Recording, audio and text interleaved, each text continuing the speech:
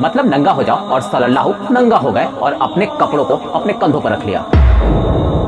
इस्लाम में कुरान के बाद सबसे प्रामाणिक और सबसे महत्वपूर्ण किताब अगर किसी को माना जाता है तो वो है उनकी हदीस। हदीस एक अरबी शब्द है जिसका अर्थ होता है विवरण, प्रस्तुत करना यानी रिपोर्ट। तो इन हदीसों में मोहम्मद साहब के कारनामों, सल्लल्लाहु जी के कथनों और उसकी आदतों का विवरण प्रस्तुत किया गया है। तो आइए देखते हैं मोहम्मद साहब के कारनामों का विवरण। तो हेलो दोस्तों, मैं अभय नागवंशी चेंजोलक जीरो से हीरो तक में आपका स्वागत है। सबसे महत्वपूर्ण और पहली हदीस है साही बुखारी शरीफ। इसका दूसरा पारा किताब उल सलात, जिसमें नमाज का विवरण और ब्यौरा प्रस्तुत किया गया है। इसके 5वें बयान की 359 नंबर की हदीस। तो इसमें मोहम्मद क्या कहता है, जब आपके पास एक ही वस्त्र हो तो आप उसे कंधों पर डालकर नमाज अदा कर सकते हैं। और जानकारी के लिए हम आपको बता दें कि उस वक्त अरब के लोगों के पास कपड़ों की बहुत कमी थी। आगे पता चलेगा कैसे। खैर आगे बढ़ते हैं। बयान नंबर 6, हदीस नंबर 362। इसमें कहा गया है कि महिलाएं नमाज पुरुषों के पीछे बैठकर पढ़ें और जब तक मुस्लिम भाई सजदा करके नमाज अदा करके आराम से बैठ न जाए तब तक महिलाएं अपने गर्दन को झुकाए रखें। ये है कानून शरीयत का।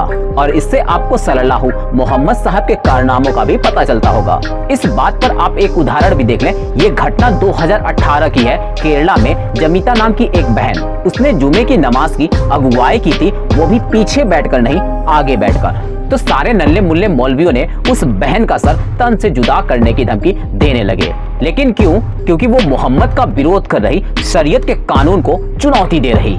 अल्लाह की प्रार्थना करने में भी इतना भेदभाव, ये ठीक नहीं है, बहुत गलत है। एक बहन ने मुझे कमेंट किया कि मोहम्मद साहब को इज्जत दे, इसलिए मैंने मोहम्मद साहब को सल्लल्लाहु अलैहि वसल्लम बोलना शुरू कर दिया। क्योंकि नारी तो पूज्यनीय होती है, चाहे वो किसी भी ग्रुप से बिलोंग ही क्यों ना करती हो। अब इन मोहतरमा ने तो गजब ही कर दी, मुझे बेवफा बना गई। लेकिन मुझे समझ नहीं आता कि आखिर मुझे इनसे मोहब्बत कब हुआ। खैर आगे बढ़ते हैं। बयान नंबर 7, हदीस नंबर 362। इसमें इमाम जौहरी नमाज अदा करते हैं। हलाल किए हुए जानवरों के मूत्र में अपने कपड़े रंगते हैं और फिर नमाज अदा करते हैं, मतलब कुछ भी। अब आगे आते हैं सल्लल्लाहु जी की आदतों पर। बयान नंबर 8, हदीस नंबर 364। मोहम्मद के पास एक वस्त्र था जो तहबंद था और काबे के निर्माण के वक्त पत्थरों को अपने कंधों पर ढो रहा था। तो मोहम्मद के चाचा हजरत अब्बास मोहम्मद से बोला, तुम अपना तहबंद निकालो और अपने कंधों पर रखो और फिर पत्थर उठाओ, मतलब नंगा हो जाओ। और सल्लल्लाहु नंगा हो गए और अपने कपड़ों को अपने कंधों पर रख लिया। अब यहाँ ऐसा लगता है कि मोहम्मद दूसरे के दिमाग से चलते थे। पहले 5 नंबर में कहा था एक वस्त्र हो तो कंधों पर रखो, और ऐसा मैं नहीं, सल्लल्लाहु जी ने कहा था अलैहि वसल्लम ने।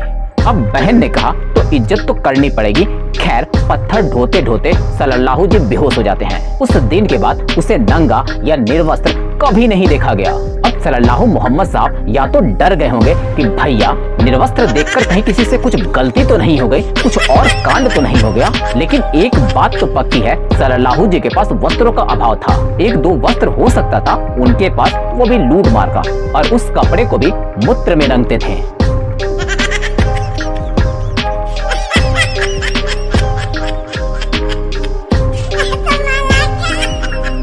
हर बात पर नंगा हो जाना और वस्त्रों को मूत्र से रंगना, और ये सभी बातें उनके मानसिक कमजोरी की ओर इशारा करती हैं। तो मिलते हैं आने वाले नए वीडियो के साथ, तब तक के लिए जय हिंद, जय भारत, वंदे मातरम।